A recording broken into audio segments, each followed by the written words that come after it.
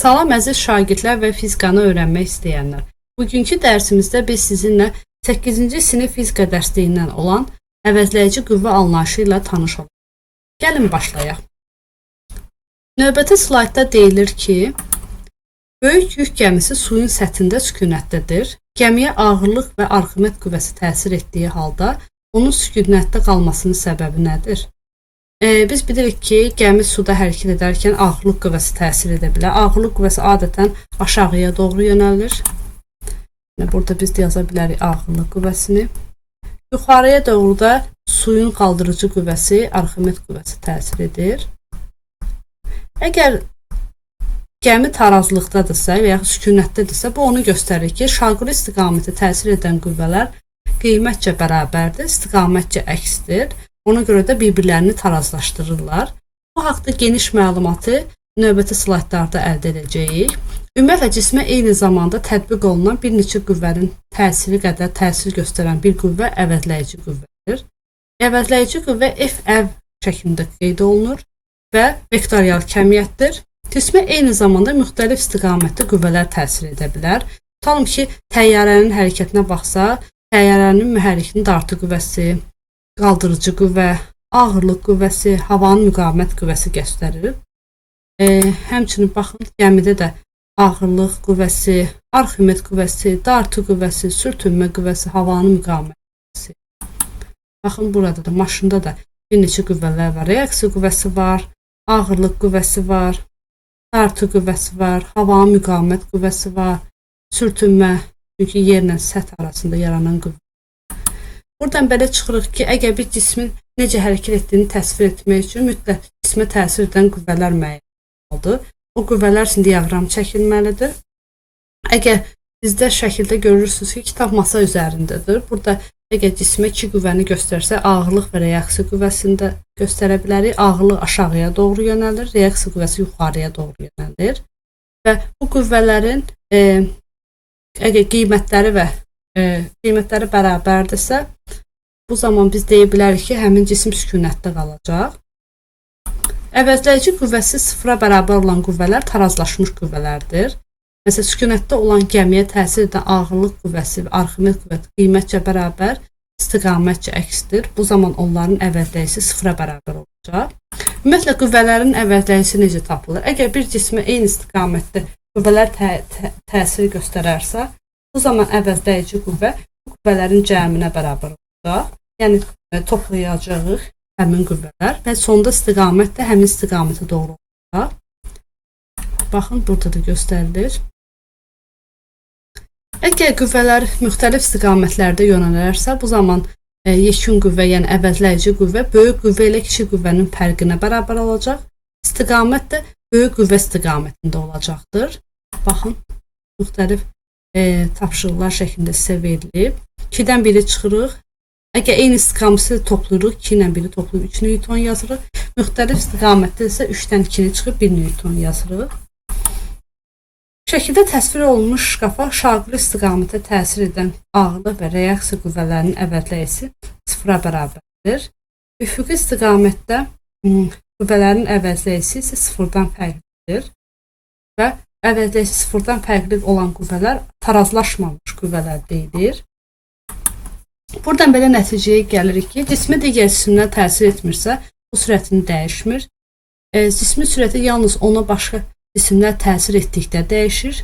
Tərsi həmişə qarşılıqlıdır. Bir cisim digərinə təsir etdikdə, digər cisim də ona təsir göstərir. Belə bir sual verir. Əvəzləyici qüvvə sıfıra bərabərsə, cismə ən azı neçə qüvvə təsir edir? Biz bu zaman deyə bilərik ki, ən azı 2 qüvvə. Çünki əgər deyiriksə, qüvvə qarşılıqlı təsir ötürür. Bu zaman deyə bilərik ki, 2 qüvvə mövcuddur. 2 qüvvənin təsirinin nəticəsində özü də əks istiqamətlərdə olarsa, bu qüvvələrin əvəzləyicisi sıfıra bərabər olacaq. Məsələ verilmişdi bizə. Bir qüvvə sola, digər qüvvə sağa tərəfdir. Bizdən F əvəzləyici qüvvəni soruşur. Əgər biz F əvəzləyicini tapsaq, dedik ki, böyük qüvvədən kiçik qüvvəni çıxmalıyıq. Yəni bizdən 3,5-dən 2-ni çıxırıq. Bu da eləyəcək 1,5 İstiqamət baxımından da qalsa, biz deyə bilərik ki, sağa doğru yönələcək. Çünki böyük qüvvə sağa tərəf yönəlmişdirsə, yekun istiqamət də bizi sağa tərəf olacaqdır. Keçək digər tapşırığa. Nə üçün cisimlər arasında təsir qarşılıqlı təsir adlanır? Çünki bu zaman iki cisim arasında baş verir. İki cismin bir-birinə qarşılıqlı təsiri mövcud olur. Yəni bir cisim digərinə qarşılıqlı təsir göstərdiyi halda digər cisim də həmin cismə qarşılıqlı təsir göstərir və nəticədə bunlar arasında qarşılıqlı təsir qüvvəsi yaranır. Qarşılıqlı təsiri xarakterizə edən fiziki kəmiyyət hansıdır? O nəyi də ölçülür? Bilirik ki, qarşılıqlı təsiri xarakterizə edən kəmiyyət qüvvədir. Qüvvə vektorial kəmiyyətdir və dinamometrlə ölçülür. Cismə eyni zamanda təsir edən qüvvələrin əvəzlənməsi nə deməkdir? Yəni əvəzləyici qüvvə deməkdir. Yəni bir neçə qüvvəni biz bir qüvvə ilə əvəz edirik və onun hesablama qaydasını da əvvəlki slaydlardan öyrəndik. Gəlin belə bir tapşırığa baxaq. Biz baxsaq görərik ki, deyir ki, dinamometrdən asılmış metal cisim maye daxilində şəkildəki kimi sükunətdədir. Cismə 1 Newton Arximed qüvvəsi, 2 Newton ağırlıq qüvvəsi verilmişdir. Dinamometrin göstəricisini tapın. Burada həmçinin deyə bilərik ki, gərilmə qüvvəsi də olur. Dinamometrin göstəricisi adətən gərilmə qüvvəsinə baxır və gərilmə qüvvəsi T-dir, yuxarıya doğru yönəlir. Ağırlıq qüvvəsi həmişə aşağıya doğru yönəlir, Arximed yuxarıya, gərilmə qüvvəsidir. Əgər biz dinamometrin göstəricisini təyin etmək olsa, bu deməkdir ki, qüvvələrin əvəzləyicisi sıfıra bərabər olur. Qüvvələrin əvəzləyicisinin sıfıra bərabər olduğu halda isə biz yaza bilərik aşağıdakı qüvvə 2 Newton, yuxarıdakı 1 Newtonla gərilmə qüvvəsinə bərabərdir və nəticədə gərilmə qüvvəsini tapsaq, böyük qüvvədən kiçik qüvvəni çıxarıq. Yəni 2-dən 1-ə çıxdığımız zaman 1 Newton almış olacağıq. Həmçinin burada bərabər kütləli AB tircikləri üfüqi səth boyunca dartı qüvvəsi təsiri göstərir. Hər bir diaqram üçün qüvvə diaqramını çəkək, hər bir tircik üçün sürtünmə qüvvəsini nəzərə almayaq. Yaşıl kuba baxsaq, burada reaksiya qüvvəsi təsir göstərəcək. Çünki dayaq üzərində qoyulmuşsa, dayağın reaksiya qüvvəsi yuxarıya doğru yönəlir. Ağırlıq qüvvəsi bütün cisimlərdə aşağıya doğru yönəlir. İp olduğu halda ipdə gərilmə qüvvəsi sağa tərəf yönələcək. Sonra böyük kubda isə gərilmə qüvvəsi sola tərəf, çünki qırıldığı nöqtəyə tərəf yönələcək. Arximed qüvvəsi, ağırlıq qüvvəsi aşağıya doğru, yenə reaksiya qüvvəsi yuxarıya doğru. F dartı qüvvəsi də sağa tərəf, çünki cisim sağ tərəfdən dartılır. Cisim masa üzərində sükunətdədir. Bu cismə sürtünmə qüvvəsi təsir edirmi? Təbii ki, sürtünmə qüvvəsi təsir edəcək. Çünki burada cisimlə masa arasında müəyyən qarşılıqlı təsir yaranmışdır. Yəni toxunma qüvvəsi olduğundan biz deyə bilərik burada sürtünmə qüvvəsi mövcuddur. Təsir edən qüvvələri diaqramda göstərək. Əgər göstərməli olsaq, sol tərəfdə burada deyə bilərik ki, F sürtünmə qüvvəsi var. M1-ə ağırlıq qüvvəsi təsir edir. F ağırlıq. Yuxarıya doğru deyə bilərik reaksiya qüvvəsi təsir edir. Bu istiqamətdə deyə bilərik gərilmə qüvvəsidir. Həmçinin yuxarıda da gərilmə qüvvəsidir. Aşağıya isə ağırlıq qüvvəsini göstərə bilərik. Və bu şəkildə qüvvələri göstərdik. Keçək digər tapşırığa. Şəkildə qüvvələrin əvəzləyicisini tapın. F əvəzləyicisini tapdıq zaman biz əvvəlcə sağ tərəfdə qüvvələrə baxarıq. Sağ tərəfdə qüvvələr biz görürük ki, eyni istiqamətdə yönəlmişdir. Ona görə toplayarıq. Yəni onun üzərinə 10 gələrik ilk öncə. Bu da eləcək 20 Newton. Sonra 20-dən 15-i çıxarıq. Çünki həmişə əks istiqamətli qüvvələri hesabladığımız zaman böyük qüvvədən kiçik qüvvəni çıxsaq, cavab eləyəcək 5 Newton. Demək, əvəzləyici qüvvə 5 Newton. İstiqamət sağa tərəf olacaq. Çünki sağ tərəfdə olan qüvvələr daha böyük idi. Keçək digər tapşırığa. Bir cismə eyni istiqamətdə bir neçə qüvvə təsir edərsə, həmin qüvvələrin əvəzləyicisi sıfıra bərabər ola bilərmi? Qüvvə diaqramı çəkərək cavabınızı əsaslandırın. Qüvvələrin əvəzləyicinin sıfıra bərabər olması üçün qüvvələr əks istiqamətdə yönəlməlidirlər. Çünki bu zaman əvəzləyici qüvvə həmin qüvvələrin fərqinə bərabər olmalıdır. Amma eyni istiqamətdə yönələn zaman, tutalım 3 Newton, 5 Newton, bu zaman qüvvənin qiymətindən asılı olmayaraq həmişə əvəzləyici qüvvə müəyyən bir qiymət alacaq. Yəni biz həmin qüvvələri toplamış olacağıq. Yəni 3-üncüsünə 5 toplayacaq, 8 Newton. Bu halda heç bir zaman eyni istiqamətdə yönəlmiş qüvvələr əvəzləyicisi sıfır ola bilməz. Yəni bu baxımından deyə bilərik ki, yalnız qüvvələr əks istiqamətdə olduqda qüvvələrin əvəzləyicisi sıfıra bərabər olar. Keçək digər tapşırığa. Əvəzləyici qüvvə nədir, necə müəyyən edilir? Əvəzləyici qüvvə o deməkdir ki, əgər bir cismə bir neçə istiqamətdə qüvvələr təsir edərsə, bu zaman bütün qüvvələri bir qüvvə ilə əvəz etmək üçün əvəzləyici qüvvə anlayışına istifadə edirlər. Şəkildəki cisimlərin hər birinə 2 qüvvə təsir edir və onların əvəzləyici qüvvələri nəyə bərabərdir? Baxın, eyni istiqamətdədir. 9-un üzərinə 15 gələcəyik 14 Newton. Burada da eyni istiqamət 8-in üstünə 6 gələcəyik 14. Burada isə əks istiqamətlidir. Şəkildə də görürsünüz. Əks istiqamətdə olduğuna görə çıxacağıq 14 Newton. Deyir ki, hansı hallarda əvəzləyici qüvvələr bərabərdir? Təbii ki, bütün hallarda əvəzləyici qüvvələr bir-birinə bərabər olur. Keçək digər tapşırığa. Almış şəkildəki kimi sükunət vəziyyətindədir. Qüvvə diaqramını qurun, almaya təsir edən əvəzləyici qüvvəni tapın. Bizdə almaya aşağıya doğru müəyyən ağırlıq qüvvəsi təsir edəcək. Əlimizdən almaya doğru yuxarıya reaksiya qüvvəsi təsir edəcək.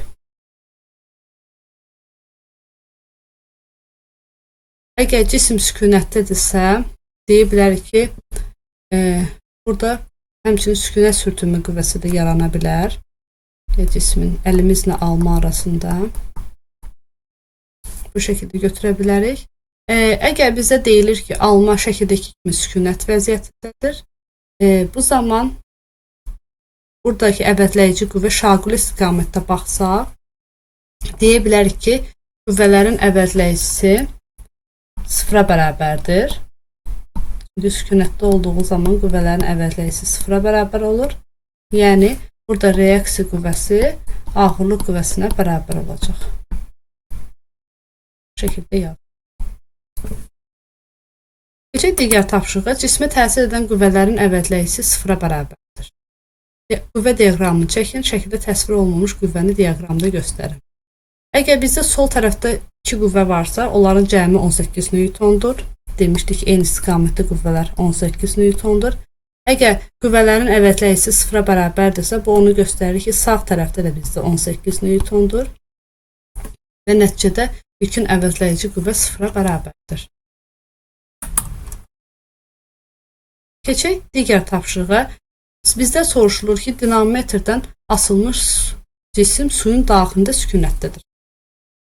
Şəkildə dinamometrin göstərisini cismə təsir edən ağırlıq qüvvəsi göstərilib. Və ağırlıq qüvvəsi bizə yəqin ki, görürsünüz, F ağırlıq 2,5 Newtona bərabərdir. Bu zaman biz əgər cismi suya atsaq, bu zaman görərik ki, cismə təsir edən oradakı gərilmə qüvvəsi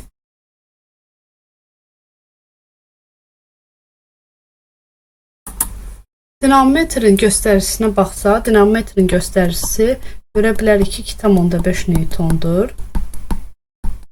Biz də bilirik ki, ağırlıq qüvvəsi aşağı, Arximed qüvvəsi yuxarıya yönəlir. Həmçinin dinamometrin göstərisi, yəni gərilmə, elastiklik qüvvəsi də və ya elastiklik qüvvəsi daha doğrusu yuxarıya doğru yönələcək. Bu zaman əgər biz qüvvələrin əvəzləyicisini yazsaq, belə çıxacaq ki, F ağırlıq bərabər olmalıdır dinamometrin göstərisi ilə Arximed qüvvəsinin cəminə. Bu da rəqəmləri yerinə qoysaq, 2,5 üstə bərabərdir. 2,5 bərabərdir. 2,5 üstəgəl F Arximed. Buradan belə nəticəyə gəlirik ki, F Arximed 0-a bərabərdir. Bu da heç vaxt ola bilməz. Əgər cisim müəyyən suda yerləşdirilmişdirsə, ona müəyyən qədər Arximed qüvvəsi təsir göstərəcək. Bu da onu göstərir ki, dinamometrin göstərişi düzgün deyildir. Keçək. Şəklə əsasən əvəzləyici qüvvəni tapın. Burada da əvəzləyici qüvvəni tapdığımız zaman ilk öncə eyni istiqamətli qüvvələrə baxarıq. Görərik ki, 80 ilə 60. Bunları cəmləyərik. 80 ilə 60-ı cəmlədiyimiz zaman cavab 140 eləyəcək. Sonra 90 Newton əks istiqamət olduğuna görə böyükdən kiçiyi çıxmalıyıq. Yəni mən 140-dan 90-a çıxmalıyam. Bu da eləyəcək 50 Newton. İstiqamət baxımından isə sola tərəf yönələcək. Çünki soldakı qüvvələr daha böyük. Keçək digər tapşırığa. Digər tapşırıqda bizə deyir 4 qüvvə təsir edir. Əvəzləyici qüvvənin modunu tapın. Təbii ki, hər birinin qüvvələri tapaq əvvəlcə. F1-i tapsaq, F1-də götürsək, yenə saymalıyıq. 1, 2, 3, 4, 5, 6, 7, 8, 9, 10, 11. Onda 11-i 3,5-ə vurmalıyıq. F2-də isə hesablasaq 12, 13, 14, 15, 16, 17. 17-ni vurmalıyıq 3,5-ə. F3-ü hesablasaq 18, 19, 20, 21. 21-i vuracaq 3,5. Çünki hər bir bölgü 3,5-dir. F4-ü hesablasaq 22, 23, 24, 25. 25-i 3,5-ə vurmalıyıq. Buradan da yekun əvəzləyici bunların cəminə bərabər olacaq. F əvəzləyici. Yəni hər birində 3,5 olduğundan 3,5-i təsir xaricini çıxardıb yaza bilərik. 11 üstəgəl 17 üstəgəl 21 üstəgəl 25. Ümumi bunları hesablayıb 3,5-ə vuracaq. Gəlin hesablayaq. Burada mötərizənin içərisində 74 alınır. 74-ü də 3,5-ə vursa 259 Newton alarıq. Digər tapşırığa baxaq. Digər tapşırıqda cismə 3 qüvvə təsir göstərir. Burada qüvvələr artıq ikisi eynidir, digəri isə əks istiqamətlidir. Burada da hesablasaq, ilk növbədə birinci qüvvəni tapaq. F1-i hesablasaq, bu zaman 2,5-i 1, 2, 3, 4, 5, 7, 8, 9, 10, 11, 12. 12-yə vurarıq.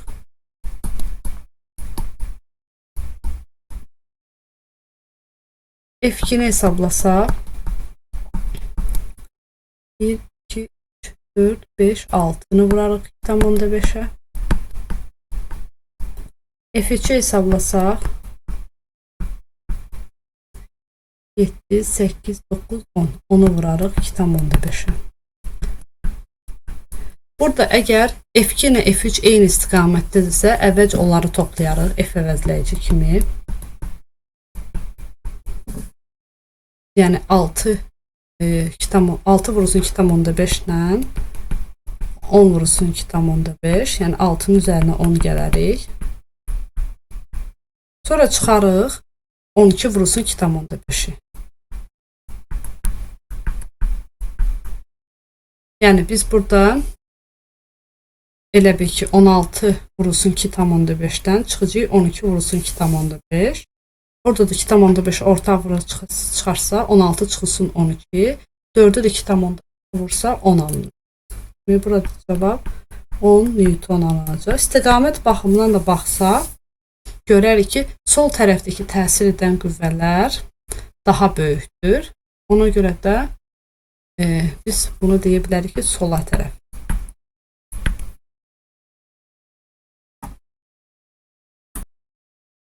Deməli, biz bu dərsdə əvəzləyici qüvvə anlayışına tanış olduq. Öyrəndik ki, cismə eyni istiqamətdə bir neçə qüvvə təsir edə bilər və bu qüvvələri sadələşdirmək üçün biz əvəzləyici qüvvə anlayışından istifadə edirik. Həmçinin öyrəndik ki, əvəzləyici qüvvə eyni istiqamətdə təsir edən qüvvələr olduqda toplanılır, amma əks istiqamətdə cismə təsir edən qüvvələr olduqda isə çıxılır və yekun istiqamət böyük qüvvə istiqamətində götürülür. Və həmçinin bu dərsdə biz sizinlə əvəzləyici qüvvəyə aid bəzi məsələ nümunələrinə, tapşırıqlara baxdıq və öyrəndik ki, həmin tapşırıqlar vasitəsilə əvəzləyici qüvvə necə hesablanır və dərsimiz bu qədər. Gələn dərslərə qədər sağ olun.